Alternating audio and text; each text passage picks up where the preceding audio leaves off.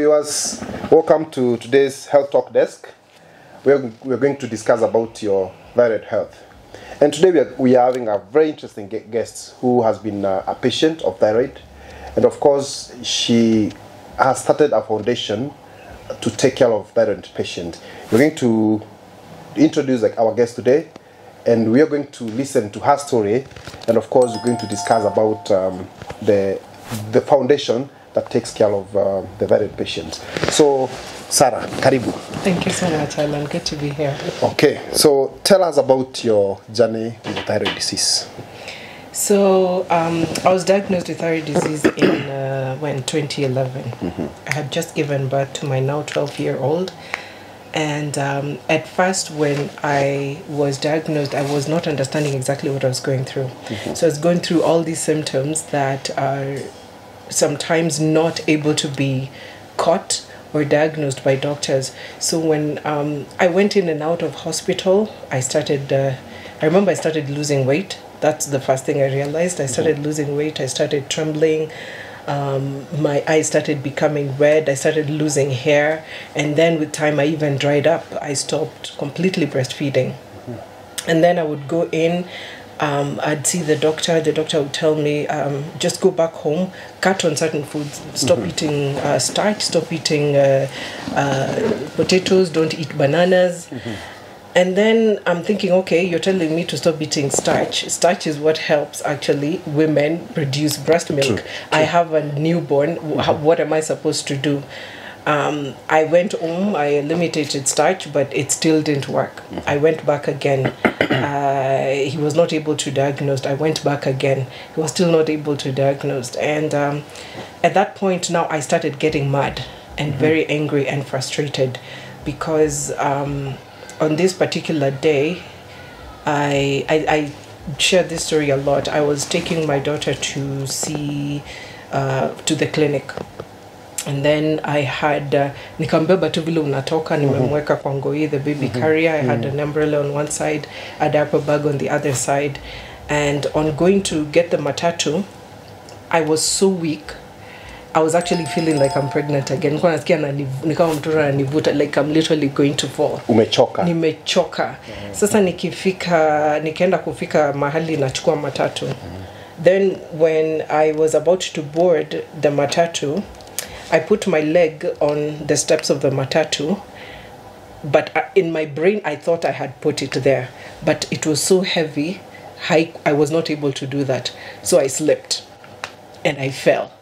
And I was with the baby, and I was put under. Nikavutwa na nini ya taya za matatu. I went under the matatu, and then of course somebody screamed. I think from outside, and the driver stopped. I got up, and I was so frustrated.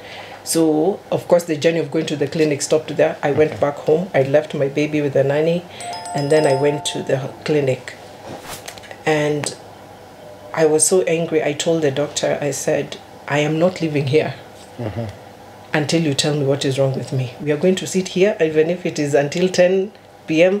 Sitoki hapa. And then I think I think that is when he took me seriously. So I go in, they started doing their kawaida checks again. I had been there so many times. Wanashinda tu wanachukua pressure, wananitoa. And I'm like, I'm literally so frustrated and tired of this. So, because you're feeling sick. I'm feeling, yes. And they're not telling you what is happening. What is happening? Yeah, they have not diagnosed the condition. So on this particular day when I went, the doctor's office was like, he was seated in front of me like this, and then the door was behind here. So he called the secretary, then his secretary, he said, please come, let's check on the pressure again. So as she's coming in, I turned to look at the door, her coming in, and something from my neck just protruded. Then he looked at me, then he told me, Sarah, ebu meza mate? Nikameza mate. Aliona kitu imetoka juu, ikaenda chini, ikarudi chini. No, pause, let me ask you. During all this time that you are feeling tired and your hair coming out, your eyes getting dry and protruding, was there anything around your throat? No. I mean, so your throat was normal? My throat was normal. There was no goiter, like the swelling. So that I think I couldn't even tell anyway. Okay. Because I had, of course, he later diagnosed me with Graves' hyperthyroidism. And at that time, you are losing weight. You know, so I was not, there's nothing that I could see that made sense. Okay. Yeah. So when he looked at me, I think I know what your problem is. Then he called the technician, and so they came. They said, he told them, go and try and see if you can do, what do you call them? He didn't even know. And it was my gyna. You know, after you give birth, you have to go back to the clinics. Yeah, so all this time you are not seeing a specialist, you're seeing a gyna? I just went to my gyna. Okay. You know, in Kenya, I think we have this mentality of daktari ni daktari. Akiwa na koti ya white, ukiingia kwa hospitali, anafaa kusaidia na anafaa kuwa anajua shida yako. Yeah, I've even had people calling nurses daktari. Yes, exactly. We have that mentality. So for me, I was expecting him to help me because first I am paying consultation, yeah, and every time I went I had to pay consultation, so it was expensive. I'm spending my money and you're not helping me, so of course I'm frustrated with him. Yes. So eventually, he called the technician. They went, they did the test, and my thyroid hormones were on the roof. They were really, really high. And then he told me. Then now from there, he sends me into the hands of an ENT. Who was his friend, because he thinks that because the thyroid is on the neck, so he thought it's all about the throat. Exactly. So he sends me to his friend, an ENT. I go to the ENT. I'm thinking I'm getting from professional help, but there's really nothing he's doing. He's just doing my tests. He sends me home. Come back next month. He adjusts the dose. I do other tests. I visit again. Evil. That became the cycle for 6 good months. So when I realized I am not moving, and I am not getting any better, I went and I asked him what would be the other option. He said now the other option would be surgery. And I'm like, so you're going to do the surgery? He's like, no, I am going to send you to another doctor. And I'm like, okay, I am getting frustrated now with the system the way it is. Then I got tired along with it, na nikasema sitaki kukunywa madawa, naenda kutafuta dawa herbal. So I went, I saw somebody that was doing these kinds of medication. Akaniuliza, unakunywa ni shida gani uko nayo? Thyroid. Akaniambia, okay. So he gives me some things. I have taken things that taste like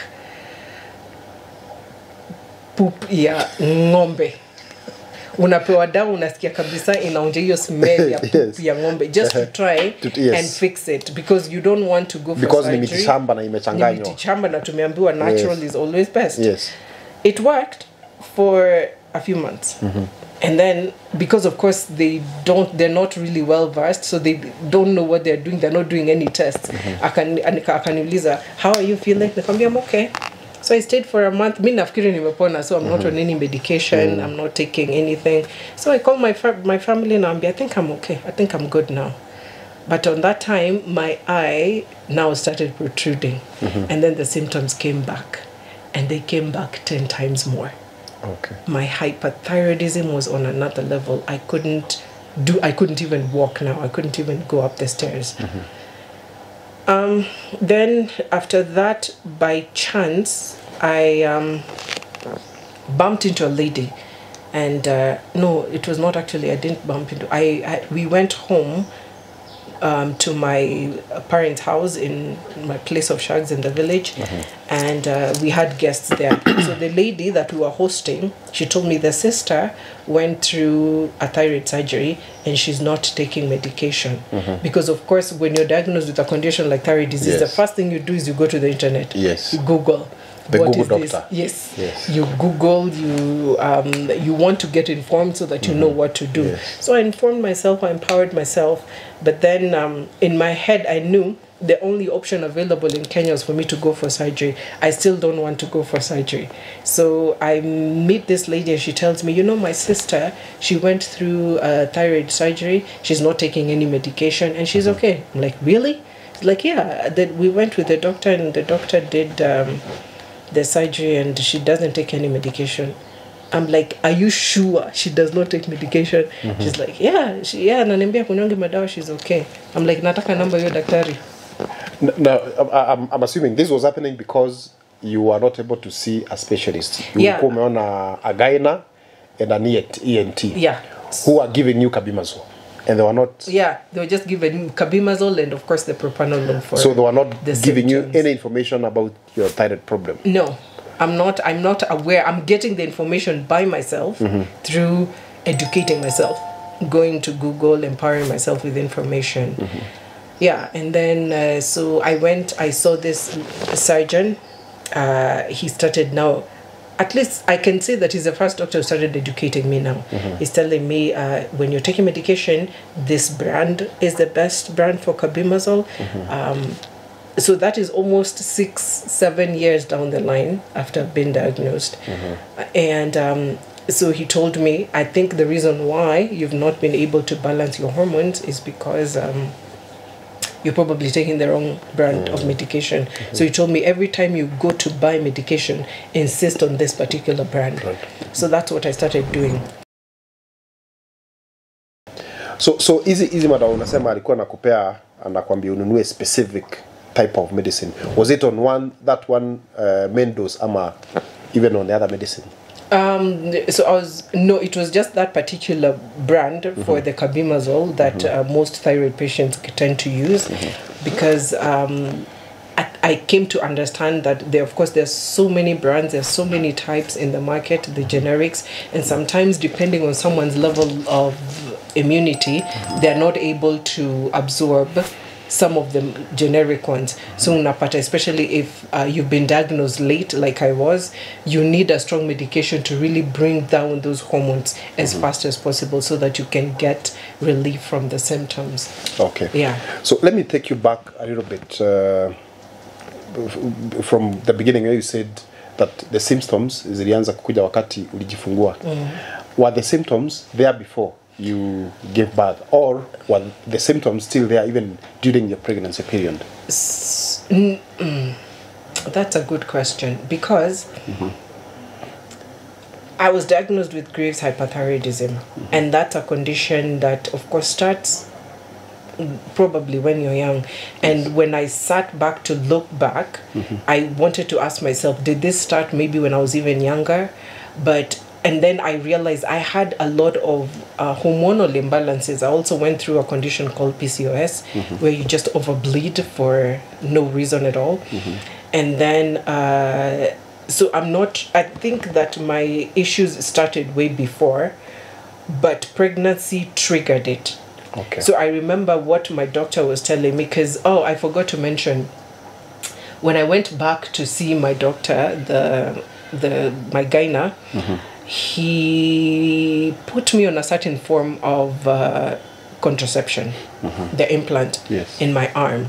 Again, that was another trigger, because I had told, gynecologists, sometimes doctors are funny, because he told me, you know what, if you don't if I don't put you on this, sitaki ukuje hapa, you're breastfeeding, sitaki ukuje hapa 3 months later unambie uko na mimba. So this is good, it is fetus friendly, it is going to help you. But in my heart I knew I've not been using these kinds of hormones before, because I know I'm sensitive to hormonal stuff, so I didn't want to put. Kanambia, no, this is the safest one, you put. So he put nini on my implant, and then I just started adding weight, fluid retention. So nikaanza tu kuongeza weight, and that is when actually my neck started protruding. I just added weight. And then, so part of when I went back to the doctor, when I put my foot down and said I'm not living here, I also told him, because he had refused to remove the thing, the implant. I stayed with it 3 months, I said no. So I told him, maybe I'm feeling the way I'm feeling because of this thing. Can we remove it? In between those many times that I went back to him, I would ask him, maybe it's this thing triggering, maybe we remove it, at least I let my body breathe. Yeah, because you thought all this was because of the implant. Yeah, the implant. And then of course when you give birth to a baby, as a woman, your body our bodies go through a lot of hormonal fluctuations. Yes. So after you give birth, it's good to give yourself time for your body to like go back to its natural rhythm before you start putting in other things that are. So mine was put 2 weeks after, and that's like, I think that's just what gynecologists do. So when he put it, I knew in my heart, I knew mwili yangu itakatana nayo. So I thought that was part of why my condition was triggered. So I would tell him, maybe let's remove this thing.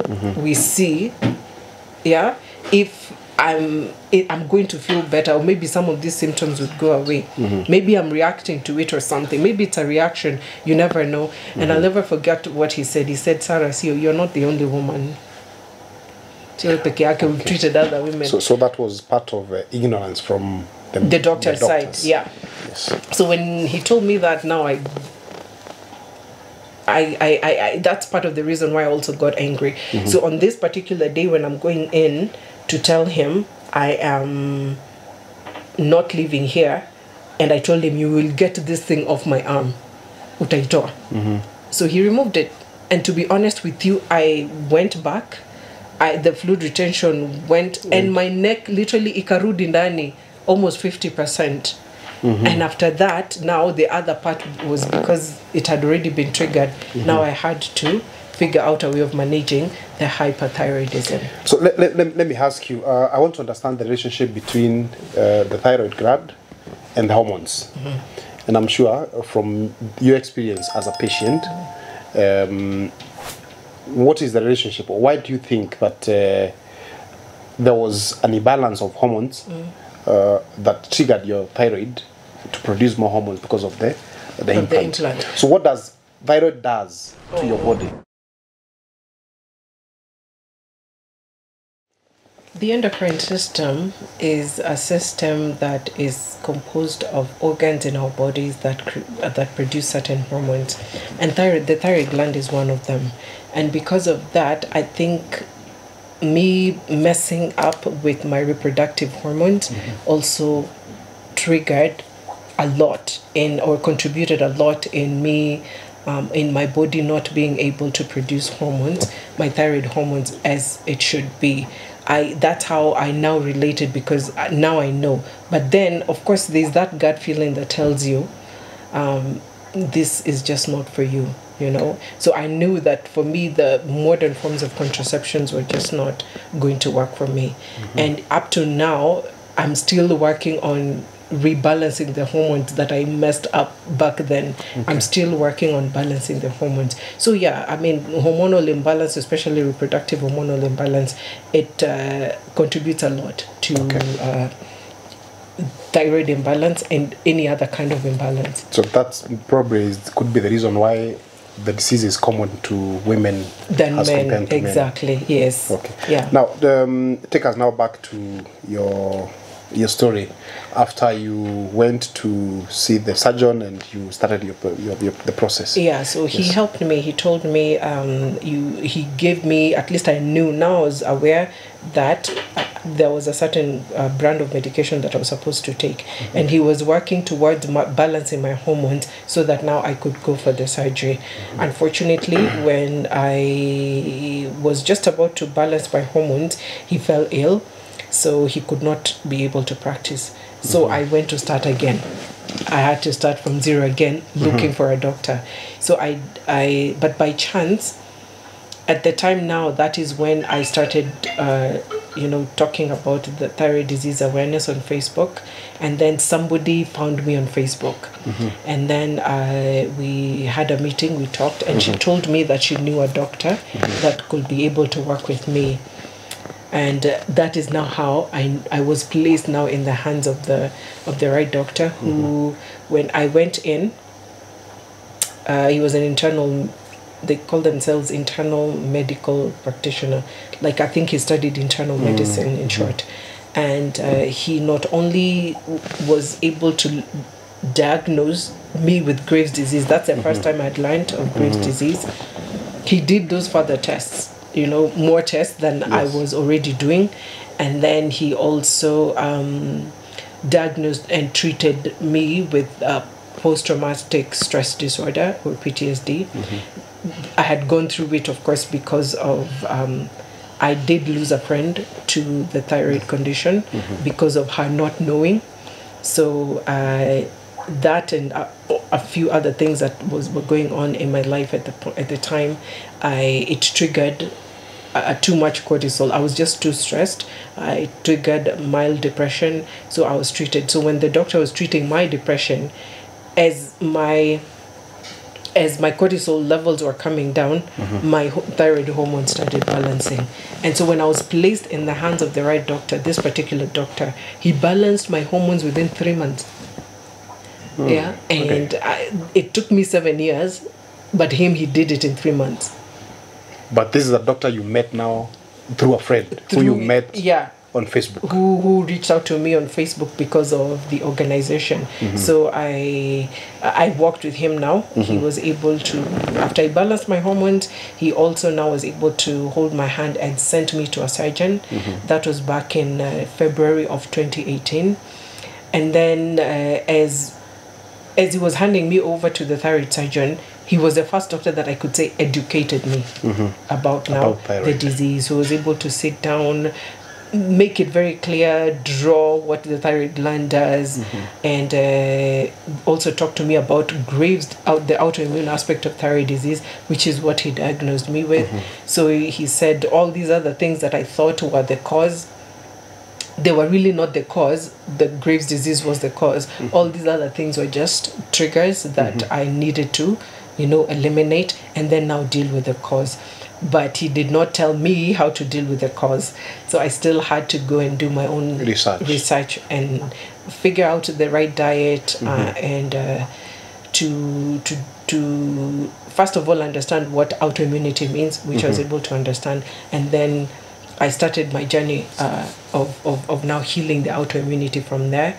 And then I went for surgery, and then it was also through at that time that I learned there are different types of surgeries that one can do. He's the one who also educated me. He told me, I told him what I'm fearing is taking medication for the rest of my life. I don't want to do that. And he told me, okay. So he told me, go do a thyroid scan. I had never done one. I went, I did a scan. He was able to see how my thyroid was.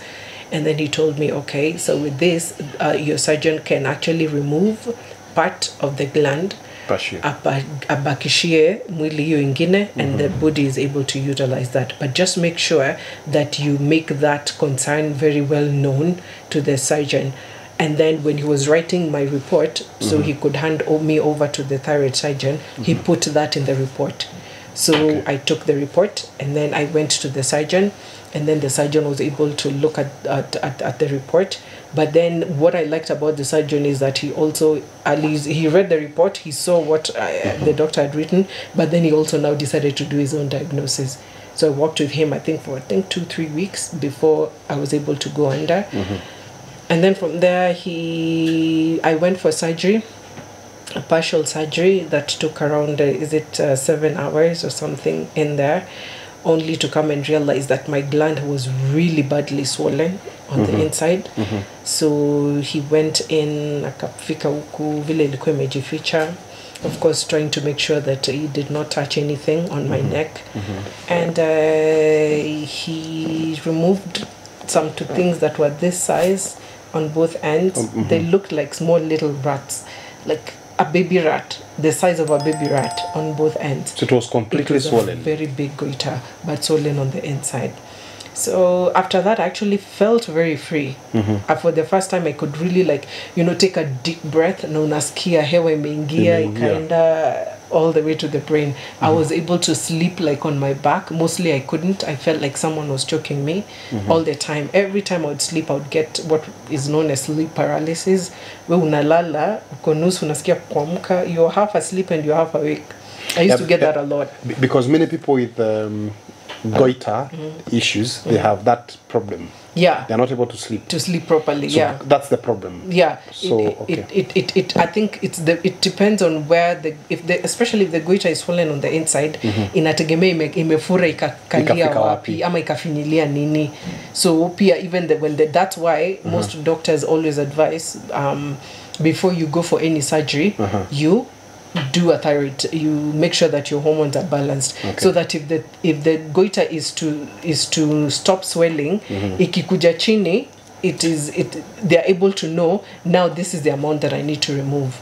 So that hata ikirudi chini kidogo, they're able to see all those other two small organs that are around your vocal cords, your voice box, they call it, your windpipe, your nini ya kupeleka hewa ndani, all those things, they are here.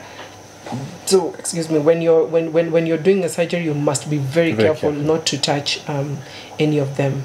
Okay, let me ask, were you not scared of the surgery, or you were not given any other option as a solution for your thyroid? I think I was tired. You were tired, so you had decided... I was tired. I had taken medication for a very long time. Nobody seemed to help, and it was also taking a toll on my family. You know, when you have thyroid disease, it's not just you as a patient that is suffering. Everybody around you is also suffering. Yes. So my family members were also tired.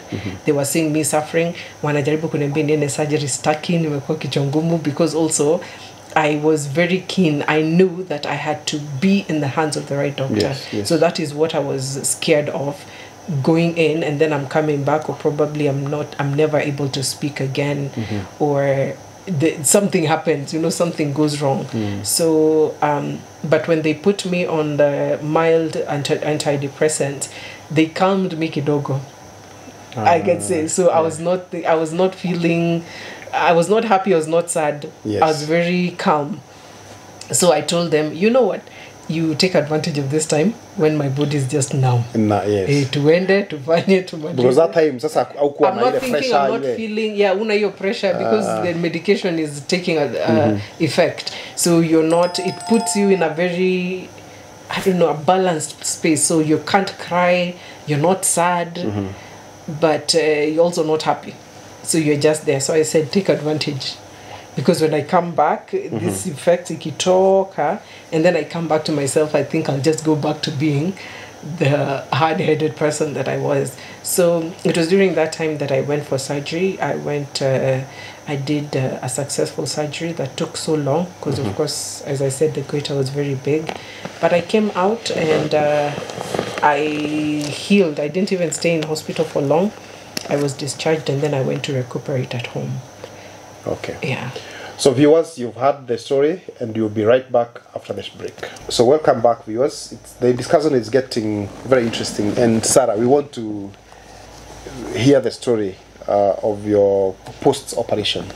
Yeah. So I went for a successful surgery. I was discharged. I went home, recuperated at home. I had my family, my friends, my mom, my sisters helping to kunisaidia to recover. So of course you have to still check your hormones to see if they're okay. I tested twice. They came back okay. And then on the third time, the doctor came and told me, Sarah, just believe you're okay. And you don't need to keep doing this test anymore. Believe that you're okay. So I believed that I was okay, and I've been okay ever since. Honestly, I'm not on medication. I'm not taking any medication other than, of course, the supplements. Of course, when I was leaving hospital, I purposed to help the remaining thyroid gland do, like I purposed to help it serve my body well. So that meant me changing my lifestyle completely, changing my diet, even reducing stress, everything that I have been trying to do. I'm not saying that I'm there yet, but I'm doing a lot that is helping to just put my body in a conducive environment where the remaining thyroid gland is able to function and perform well. So I can say I thank God I'm okay now. I'm not completely healed. I thank God. You're not hyper, you're not hyper. I'm not hyper, I'm not hypo. My hormones, every time I've gone to do tests, they come back okay. So I thank God for that. But it's of course not been easy. Of course, and again, staying healthy, being on a healthy diet is also not cheap. So but then your thyroid gland was removed, part of it. Part of it was removed. 90%, 10%, how much was it removed? I think just 50. 50%. It was 50. So 50. So I have the other 50 serving me. So I think my doctor was able to understand my need And that is what my doctor told me when I went to the surgeon. He said, make sure that you tell your surgeon that, because they're the ones who know, depending on how your thyroid gland is, they're the ones who know what amount is left or what amount they need to leave for your body to use. So I was very clear. I said, I do not want to take medication again. I have been taking medication for 7 years. I want to be done. And he heard me. So you fought thyroid disease for 7 good years? 7 years, yes. Taking medication for 7 years. For 7 years. Yeah, so and that why... is pre and post? Pre. Okay. Pre, but before I got into like the hands of the right doctor, it had been 7 years long. Wow. Yeah. Of taking medication, not knowing what you're doing. Actually, and that is why even after the surgery, I decided I was going to go on a thorough, serious detox. To just detox to clear my liver, your body, to clear my body of all those, yes, and all those things that are left behind. You know, your liver is affected, your kidney is weighing down. So I take stuff. Even today, I still you still detox. That thing I think iliniingia kwa akili. You still detox. I still try to detox as much as I can. And how is your baby now? Is your baby okay? My baby is okay. We went. She was also tested. She's 12 years now and doing well. No sign of anything thyroid, but of course, because now I am more aware, I am conscious, so making sure that what she eats, how she does everything is also healthy, so that it doesn't affect her. Well, interesting. Now you've heard Sarah's story, and I'm sure you're sitting there and you're wondering whether thyroid disease is curable. And Sarah has confirmed that yes, you can go through hell, and after 7 years, you can come as a victor. Yeah. So, Sarah, I want you to look at that camera and tell someone seated on the other side who is struggling with this disease, tell them something to encourage them before we go to the next topic. So, first of all, I'd like to say, if you're out there and you're a thyroid disease champion, I call myself a champion, so you are also a champion. I'd like to say that there is hope. I know that, of course, it's very challenging to find treatment in this country. Treating thyroid disease in this country is ridiculously expensive, but we are doing what we can. And I just want you to know that there's treatment. Go get tested. Once you diagnose the disease, the rest, I think, is easy. And there are people, there's a platform that you can get support from. So get in touch with the health desk and they will be able to guide you in the right path. Okay, thank you, Sarah. Now, something else very interesting that you don't know about Sarah. Sarah is the founder of an organization called TDK, Thyroid Disease Awareness Foundation Kenya. She's going to tell you what TDK is all about, and she's going to tell you what inspired her to form this foundation and how the foundation is helping thyroid patients. So, Sarah, tell us about TDK, what TDK is all about, and what inspired you to form TDK. So TDK, or as we call it, the Thyroid Disease Awareness Kenya Foundation, or TDAC as we call it, is an organization that I founded back in 2017 to first of all be able to create awareness about thyroid disease.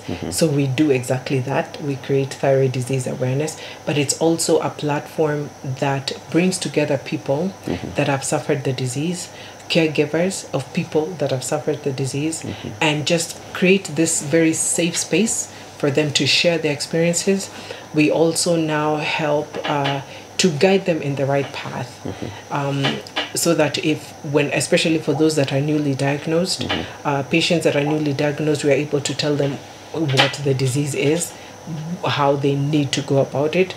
We guide them, we place them in the hands of the right doctor. We also teach them on the diet, the lifestyle that they're supposed to adopt so that they can be able to treat their thyroid disease, and so that they can be able to manage those symptoms and get better sooner, so that somebody doesn't have to take 7 years as I did. Yeah, basically that's what we do. So what inspired you to form TDAC? I think when I was going in and out of the doctor's office so many times, I am going and the doctor literally does not know what I'm going through. And I believe that if I had been diagnosed earlier or sooner, probably I would have arrested the disease early, and I'd probably not have even had to go for surgery. So I felt like there was a very big gap when it comes to thyroid disease awareness, especially here in Kenya and in Africa as a general. And also because of the fact that I lost a friend to the disease, a very close childhood friend of mine, then I realized that people are dying because of thyroid disease and they don't know. I also realized that people are suffering with this disease, with the symptoms. They have no idea what they're going through. They don't know where to start. They go to the hospitals. The doctors also know nothing about the disease. Some of them are getting mistreated. They're misdiagnosed. They're misadvised. And because of that, I realized that something needs to be done, and nobody really needs to lose their life to a disease that, if detected early, can be treated. So that is what inspired me to begin the organization in 2017, and we've been growing. Wow. Yeah. That's very inspiring. Yeah. I mean, it's a noble cause. It's a noble cause. Thank you. So where can people get this foundation? Do you have like an office or a number that they can call and get help? So, or how do patients join if they want to join? So first of all, we just have a WhatsApp group where people really come and they share their experiences. But then to find us, we are on all social media platforms at Thyroid Disease Awareness Kenya on Instagram. You can give them the media handle. Yeah, at Thyroid Disease Awareness Kenya on Instagram, LinkedIn, Facebook, and on Twitter or X, we are at TDAC Foundation. Our website, we're also at tdacfoundation.org. You can find us there, and all the other contact information is there. We are ready to help and support all thyroid disease champions in Kenya and the region, so that we kick this thing out of our country. Yeah. How many members do TDAC has so far? So far, we have over 800 people in the WhatsApp group. On the Facebook page, I think there are more than 1,000, maybe thereabout. We also have a Facebook group, which is a little bit more a private space. We have the page where we just, disseminate information, and then we have the group where patients come and they share their stories, and anything private that we need to do that concerns thyroid disease patients is posted on the Facebook group. That's what we are doing so far. What is the procedure of joining the group? So to join as a patient, because I understand only patient and caregivers can qualify to be members. So what is the procedure? So you pay 1,000 shillings, and then we will give you a TDAC membership card, and there are benefits that come with the TDAC membership card. Once you pay, we list all those benefits on the membership card once you've paid. So one is able to, at least, what we're trying to do basically is just try to make sure that we bring awareness to the disease, try to do a lot of advocacy and policy change, so that some of the areas that we feel are being neglected in the healthcare industry can be given attention to, or we can bring attention to it, especially by the policymakers and those people that are in places of power that are able to make a difference. Okay, so basically you've partnered with the hospitals. Yes, hospitals, where doctors, where someone with that membership can, if they visit the hospital or the doctor, they're able to get services at a discounted price. At discounted prices. Also, so hospitals, doctors, labs, pharmacies, so they're able to, at least, all you're trying to do is make the burden a little lighter, but I feel like there's still a lot of work that needs to be done in terms of policy, because there are also those that are not able to actually pay for the membership, but they still need help, especially those that are in the innermost parts of the country. They still need to access the treatment. If the hospitals are there, they should be very well equipped. They should get good quality medication there. We need to have specialists there, or even if not specialists, maybe very good, well versed general physicians that are able to see patients from wherever they are. A lot of times we find that patients have to travel to come here to Nairobi to access quality treatment. People coming from all counties, all over, everywhere, because of course most of the thyroid specialists, or what we call endocrinologists, are densely populated here in Nairobi. But we have a few that we're working with in different parts. We have one in Kisumu, 2 in Mombasa, I think. Yeah, 2 in Mombasa, 1 in Kisumu. Those are the ones that I know. And we've tried to work with them so that they're able to help patients in those areas.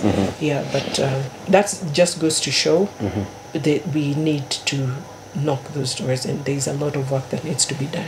Now, is your membership only limited to Kenyans? Because I've seen people ask questions even from the YouTube channel when they're housed in Kenya, and they're asking where they can get assistance or where they can get this information that we are trying to giving. So I would say, because of course a lot of most of the patients that get affected are the ones that are here, and I tend to say that the challenges that we have here in Kenya, thyroid disease is a global disease, but every country has its own challenges. Of course, here we can say our system is not as the one in the West, for example. They have their own challenges, of course, but the system there is structured enough to work. So the system works. Here in Kenya, we are not even aware of the disease.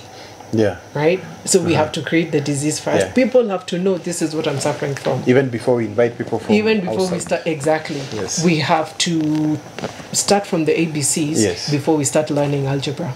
Yeah. Now, something else. So, but to answer your question, to answer your question about people wanting to, they can be part of us. We are not like saying we are closed-minded, because we have champions from Rwanda. We had one from Burundi. I think I had a champion from Burundi.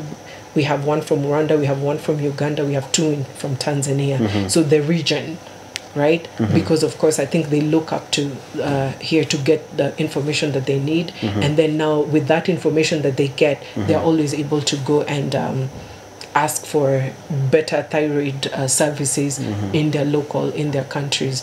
You know, so we are not close to them. They're always a part of us. There are some who joined us even when we started, because they were so hungry and thirsty for the information. So of course we are not closed-minded to them. But the thing is to just let them know what we are giving here, or the services that or the discounts that we are maybe our members are getting. They may not be able to get from the other side, but they can benefit from the information. Yes. Okay. Yeah. Now, because I know there's someone who is sitting there and is interested to support the foundation. Yeah.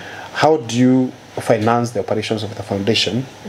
Do you get money from well wishers? And if you do so, do you have a paybill number that someone who is watching and they have some extra coin to channel to the foundation, that they can send something to the foundation to support the work that you're doing? Yeah. So we mostly, of course, we now just survive on the membership amount that is contributed by members. So these sick people are the same people who are giving you money to operate? To be able to help them. Yeah, but we do need support, of course. So for those that are willing, we have an account number 522522. The account number is 5977061. It will bring the TIDA Foundation. Repeat so that I'm sure there's someone who is listening and is writing this down and you want to support the cause. So you can tell them the number and the pay bill and the account number so that they can be able to channel their contributions. Exactly. So with the pay bill, over M-Pesa, it is 522522, and then the account number is 5977061. It will bring the TIDA Foundation, and we'll appreciate any kind of help and support that we can get. Okay. Yeah. So thank you very much, Sarah, for having us. Yeah. Thank you so much. God bless. Thank you. So to the viewers, we are very grateful for spending your time to watch our YouTube channel. And to repeat what Sarah said, you please kindly, if you have something to support the foundation, the pay bill number is 522522.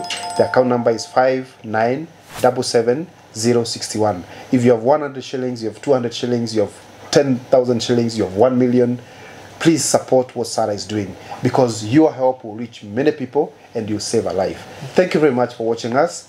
I'm your host, Harlan. Until next time, bye-bye.